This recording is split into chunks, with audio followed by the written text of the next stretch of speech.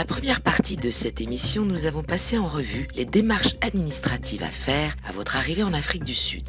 Une fois sur place, il vous faudra trouver un logement, vous préoccuper de la scolarité de vos enfants et de votre santé. Nous vous proposons de vous donner les clés de ces 3 sujets majeurs pour faciliter votre vie au quotidien sur place. Commençons d'abord par la question du logement. L'immobilier est un peu moins cher qu'en France, mais c'est pas donné. Si vous voulez avoir des prestations de qualité et sûres, encore une fois, il ne faut pas badiner sur les questions de sécurité. Donc il faut prendre son temps. Donc c'est quelque chose qui peut effectivement représenter un certain budget. Sinon au quotidien, je l'ai dit, hormis les questions d'abonnement, de télévision, de téléphone, les choses sont moins chères qu'en France. Dans la recherche d'un logement, il est en effet conseillé d'être attentif aux questions de sécurité. Il vous faudra entre 2 et 8 semaines pour trouver votre logement. La durée des baux est d'1 à 3 ans et inclut 1 ou 2 mois de caution. Si vous vous installez dans des villes comme Johannesburg ou Pretoria, le loyer mensuel s'élèvera à 7 000 rand, environ 450 € pour un 3 pièces, et à 25 000 rand, près de 1 600 € pour une villa dans un quartier résidentiel.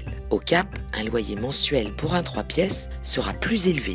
Il faudra compter environ 11 000 rand pour un 3 pièces, soit 700 € dans un quartier résidentiel. Sachez que les loyers varient considérablement en fonction des quartiers et des systèmes de sécurité dont sont équipés les logements. Une fois que vous aurez loué votre appartement, il vous faudra penser à la scolarité de vos enfants. Écoutez ce qu'il vous faut savoir tout d'abord. Un système anglo-saxon, les enfants sont en uniforme, donc le modèle est un modèle anglo-saxon. Donc vous avez même des Français qui choisissent de mettre leurs enfants dans le système sud-africain. C'est un système un peu à 2 vitesses, il y a des écoles privées qui sont plutôt de bon niveau, et puis malheureusement, en tout cas c'est la situation, il y a un certain nombre d'écoles publiques qui sont où la qualité d'éducation pose problème.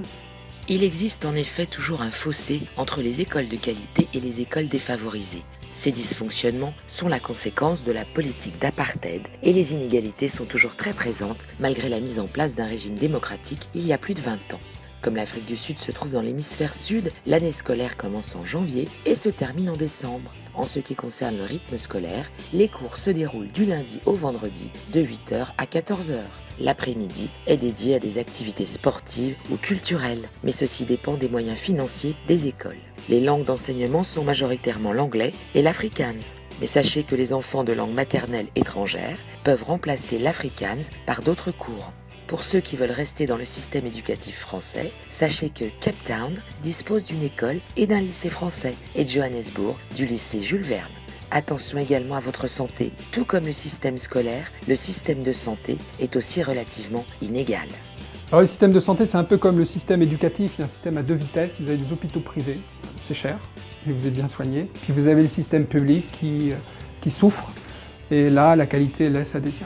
C'est le système un peu anglo-saxon, donc c'est un système effectivement plutôt d'assurance privée. Mais vous avez quand même dans les hôpitaux publics, le pays est un pays social, donc vous avez une infrastructure d'hôpitaux publics. La question c'est plus la qualité des soins qui est dispensée.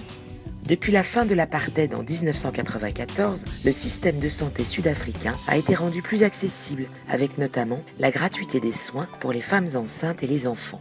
Cependant, les établissements publics souffrent toujours d'un manque de moyens humains et financiers. Nous vous conseillons de vous tourner vers des établissements privés qui sont bien sûr payants, mais avec davantage d'équipements et de personnel. Attention donc à vous munir d'une bonne couverture sociale.